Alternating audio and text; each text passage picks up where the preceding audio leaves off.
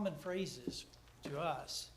And one of those phrases is the phrase of getting down to brass tacks.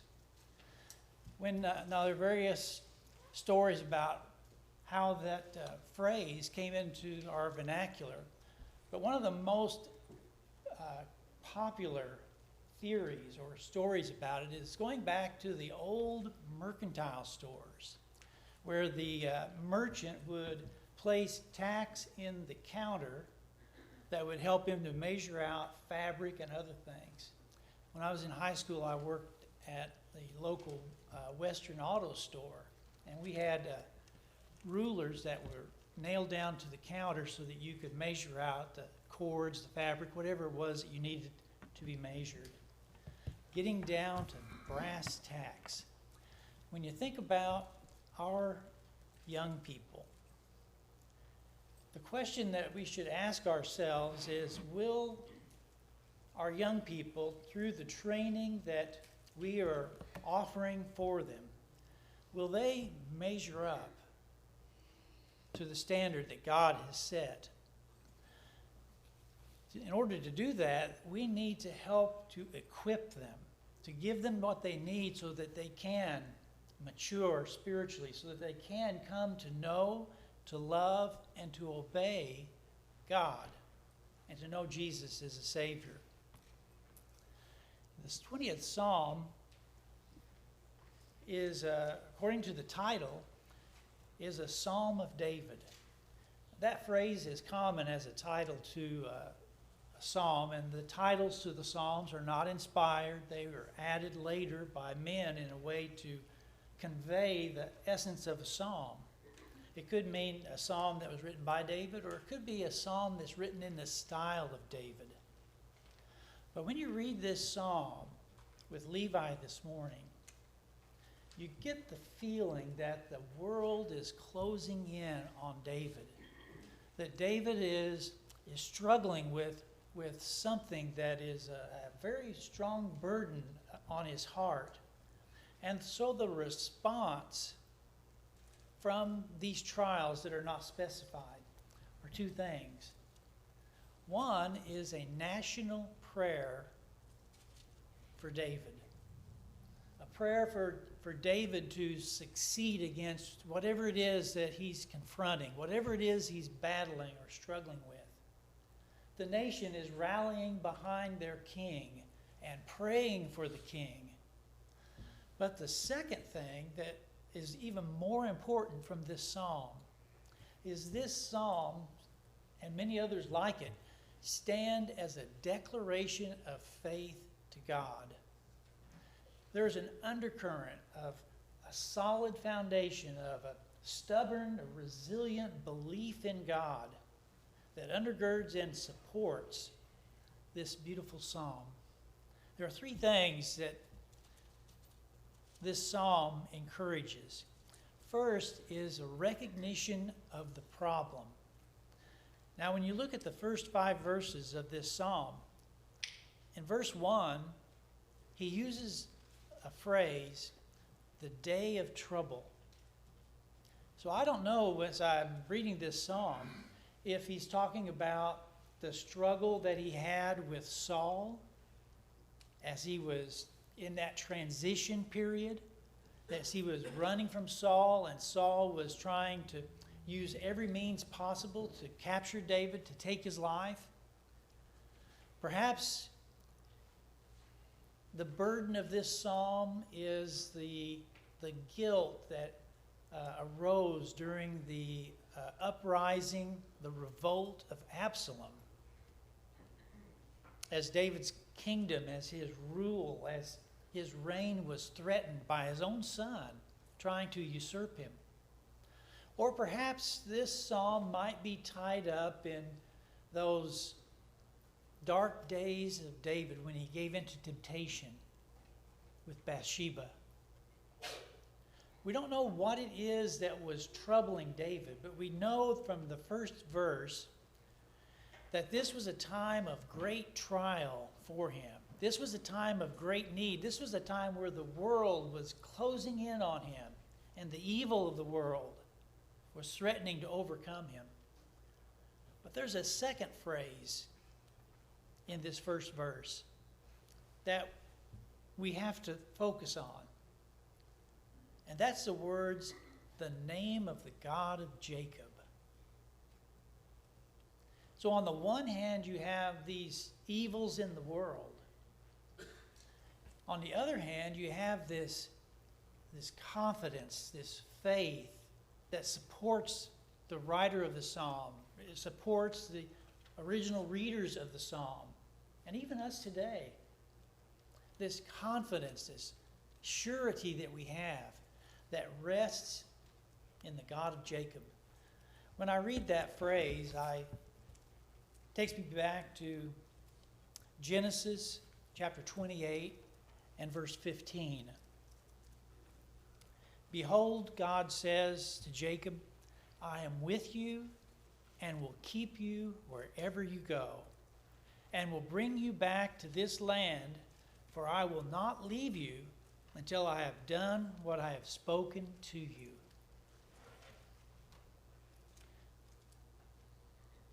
That's the confidence that this psalmist possesses.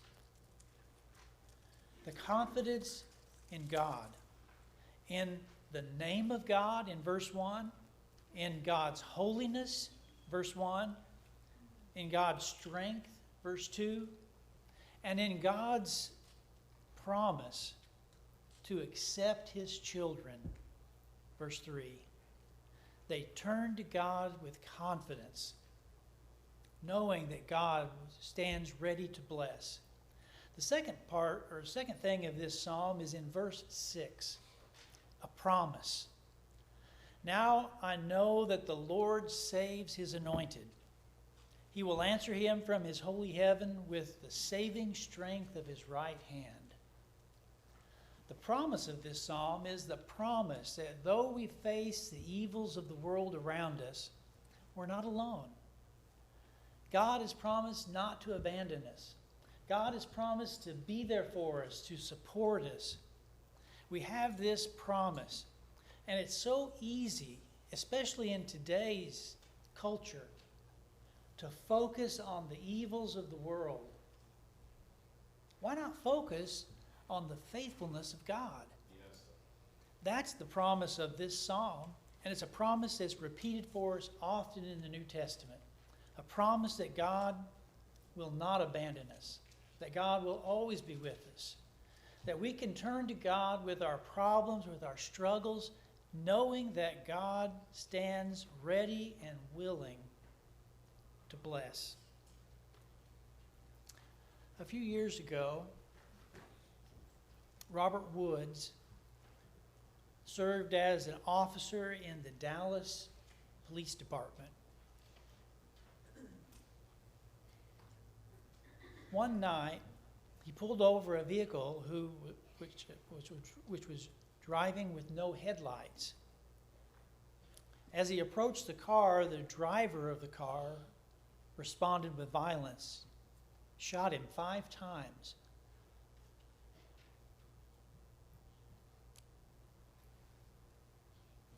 What makes this story especially sad is that Robert's wife had a surprise for him, because Christmas time was coming near. And so she wanted to get her husband something special. But as it turned out, something he could not use. Underneath their tree in their living room, wrapped up in beautiful wrappings, was a bulletproof vest. We have a great promise from our God that he will protect us. And so the focus in this verse 6, is this confidence that the Lord saves his anointed. One of the great blessings that we have is that we have the privilege of looking at this psalm through the cross. We look back at this psalm, And you know, when this psalm was composed, they didn't know Jesus. When this psalm was read or sung by the Jewish people, they didn't know anything about the cross or the hope that we cherish today. But they knew that God had promised to bless, to defend, to deliver his anointed. God has promised us to save us through his anointed Son, Jesus. The psalm closes verses 7 through 9 with a prayer. Look at this prayer closely, because in this prayer, the very heart of this prayer is a contrast that we have to be able to grasp.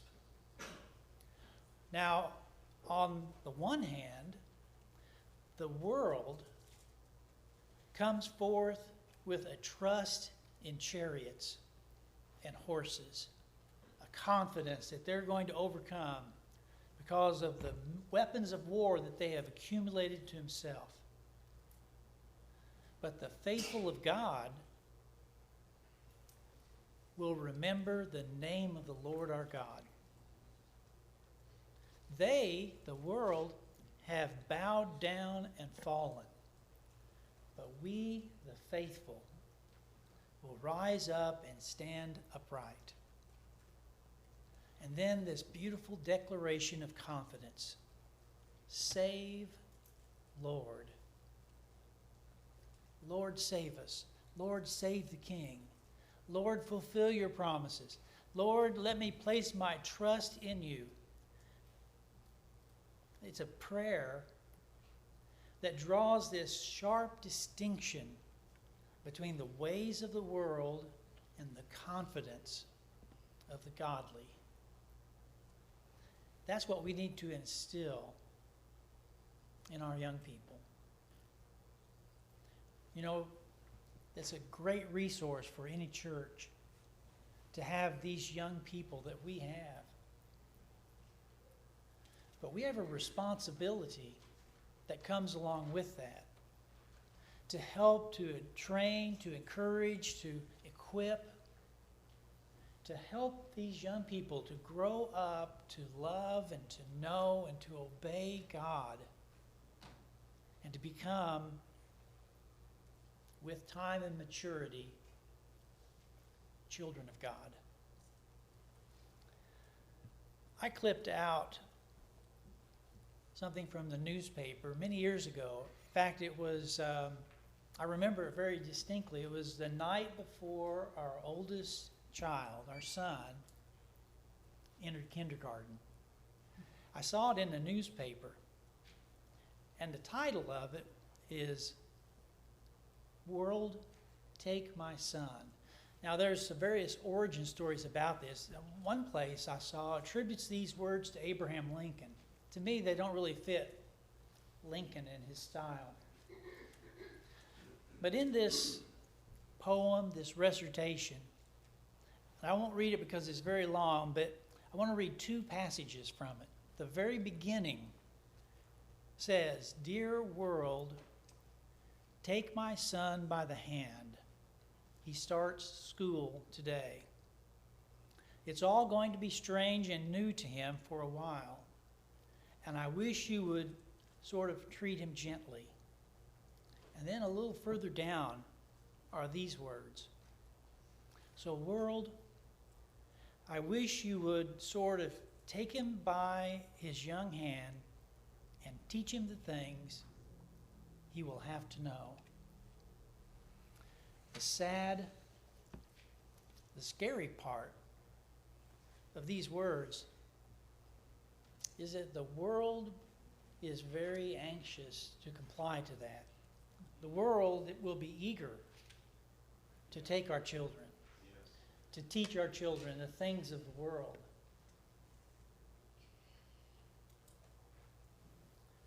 Which only makes it our responsibility even greater.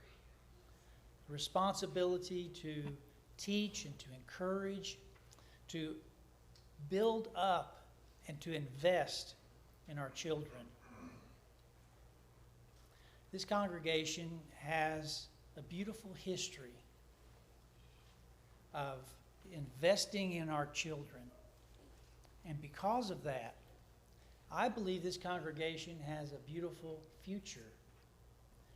But in order for that to take place, we need each of us adults to be alert and aware and active of how can we invest in our children. We can keep them in our prayers, and we can encourage them through the programs that will enrich their lives. In our classrooms, in Lads to Leaders, in the activities that the children participate in.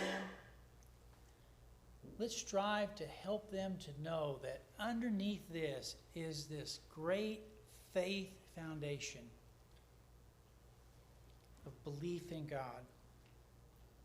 And teach our children to know, to love, and to obey God. This morning, if you've never put Jesus on in baptism, why not today make an investment in your life? Come to Jesus, put him on in baptism, and begin the new life in him.